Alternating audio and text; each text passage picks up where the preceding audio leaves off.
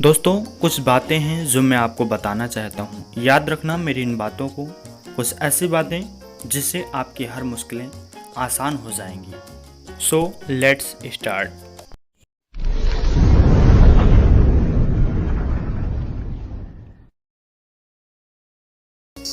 गंगा में डुबकी लगाकर तीरथ की हजार, इससे क्या होगा अगर बदले नहीं तुम्हारे विचार।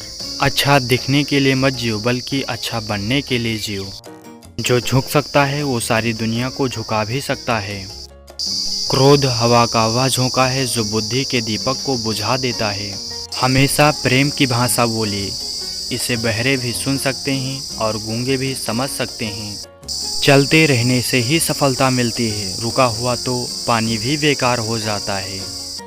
खुद की भूल स्वीकारने में कभी भी संकोच मत करो। झूठे दिलासे देने से स्पष्ट इनकार बेहतर है। अच्छी सोच, अच्छी भावना, अच्छा विचार मन को हल्का कर देता है। मुसीबत सब पर आती है, कोई बिखर जाता है और कोई निखर जाता है।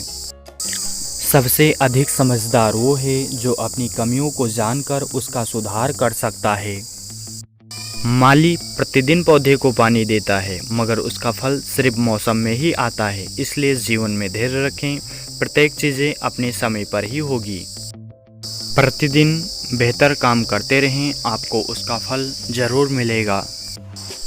पके हुए फल की 3 पहचान होती है। एक तो वह नरम हो जाता है, दूसरा वो मीठा हो जाता है और तीसरा उसका रंग बदल जाता है।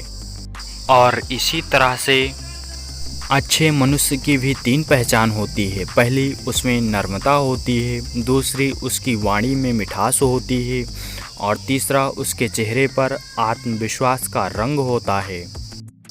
बहुत मुश्किल नहीं है ज़िंदगी की सच्चाई को समझना। जिस तराजू पर दूसरे को तौलते हो, उसी पर कभी खुद बैठकर देखना। सत्य को कहने के लिए किसी शपथ की ज़रूरत नहीं होती है। नदियों को बहने के लिए किसी पथ की ज़रूरत नहीं होती है। जो बढ़ते हैं ज़माने में अपने मजबूत इरादों के बल पर, उन्हें मंजिल पाने के लिए किसी पथ की ज़रूरत नहीं होती। आँखें कितनी भी छोटी क्यों ना हों, पर ताकत तो उसमें सारा जहां देखने की होती है।